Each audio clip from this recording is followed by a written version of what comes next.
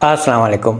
France का visa approval ratio Schengen countries में बेहतरीन है। आजकल सबसे ज़्यादा वीज़े शेंगन कंट्रीज़ में जो कंट्रीज़ वीज़ाज इशू कर रहे हैं उसमें फ्रांस भी शामिल है। फ्रांस के वीज़ा के लिए आपकी बैंक स्टेटमेंट कितनी होनी चाहिए? भाई, दोस्त, कंपनी या किसी और की बैंक स्टेटमेंट क्या आप इस्तेमाल कर सकते हैं? कौन से डॉक्यूमेंट्स वेरीफाई किए जाते हैं? अपॉइंटमेंट आप खुद कैसे ले सकते हैं? और वीज़ा के लिए आप खुद कैसे अप्लाई कर सकते हैं बगैर किसी की हेल्प के, जिसमें आपके हजारों बल्कि लाखों रुपए जाया होने से बच जाते हैं। मगर कुछ फ्रांस के वीजे रिजेक्ट भी हो जाते हैं, वो हमारी अपनी गलतियों की वजह से। तो पहले इन सारी चीजों को समझना चाहिए और उसके बाद वीजा के लिए अप्लाई करना चाहिए। मैं हमेशा कहता हूं कि जल्दबाजी में और बगैर पूरी बात समझे वीजा अप्लाई करने से भी वीजा रिजेक्ट हो जाता है। ये तमाम डिटेल्स आपको मिल जाएंगी इस वीडियो में। अगर मुकम्मल वीडियो देखेंगे तो सारी चीजें समझ सकेंगे,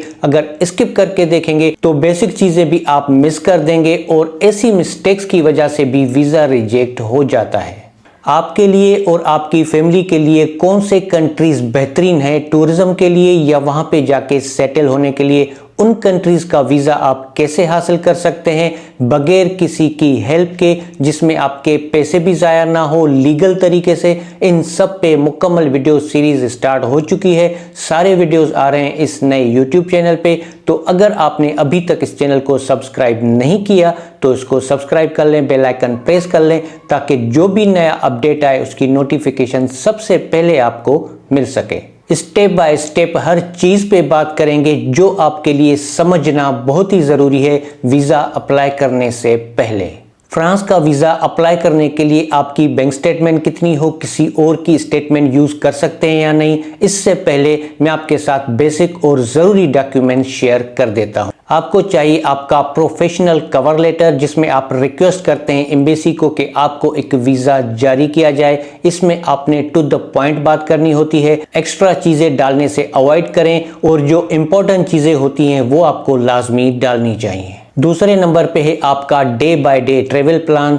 आप कितने दिन के लिए फ्रांस विजिट करेंगे, उन तमाम दिनों की डे बाय डे एक्टिविटीज आपको जस्टिफाई करनी होती है इस day by day travel plan में। Day by day travel plan आपने उतना रखना है जो जेन्युइन लगे। ज्यादा दिन रखने से भी वीजा अप्रूवल के चांसेस कम हो जाते हैं। अगर बहुत कम दिन रखते हैं तो वीजा ऑफिसर ये भी सोचता है कि इतने पैसे कोई बंदा खर्च करके जा रहा है और इतने कम दिन क्यों विजिट कर रहा है, तो उसके माइंड में डाउट्स आना शुरू हो जाते हैं। तीसरे नंबर पे है ट्रेवल हिस्ट्री डॉक्यूमेंट। अगर आप पहले कुछ कंट्रीज विजिट कर चुके हैं तो उनको आप अच्छे तरीके से इस डॉक्यूमेंट में जस्टिफाई कर सकते हैं।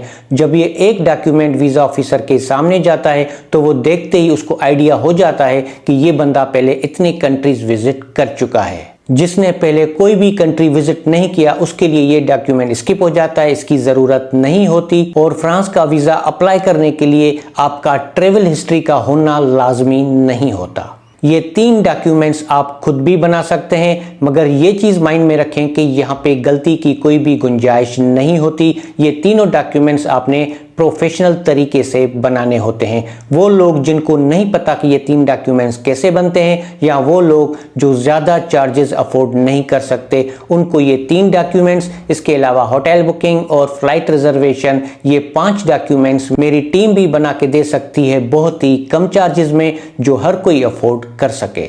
आप इस व्हाट्सएप नंबर पे मैसेज या वॉइस मैसेज करके मेरी टीम से राब्ता कर सकते हैं। कौन से डॉक्यूमेंट्स वेरीफाई किए जाते हैं, इससे पहले मैं फटाफट से दूसरे डॉक्यूमेंट्स आपके साथ शेयर कर देता हूं। आपको चाहिए आपका ओरिजिनल पासपोर्ट जिसकी वैलिडिटी 6 महीनों से ज्यादा होनी चाहिए। आपको चाहिए आपका CNIC, आपका FRC। अगर मैरिड हैं तो आपके 2 FRCs होंगे, बाय बर्थ और बाय मैरिज, और आपका होगा MRC। अगर बच्चे भी हैं, वो भी साथ ट्रेवल करते हैं, तो आपको देने होंगे उनके बर्थ सर्टिफिकेट्स। अगर जॉब करते हैं तो आपको देना होगा आपका जॉब लेटर और आखिरी 3 महीनों की पे स्लिप्स। अगर बिजनेस करते हैं तो फिर आपको देने होंगे आपके बिजनेस के डॉक्यूमेंट्स। आपको चाहिए आखिरी 6 महीनों की bank statement account maintenance certificate के साथ। आपको चाहिए होगी ट्रैवल हेल्थ इंश्योरेंस जिसकी कवरेज कम से कम 30,000 यूरो या 50,000 US डॉलर होनी चाहिए। अगर कोई पाकिस्तान से बाहर रहता है, वहां से अप्लाई करता है, वहां का रेजिडेंट है,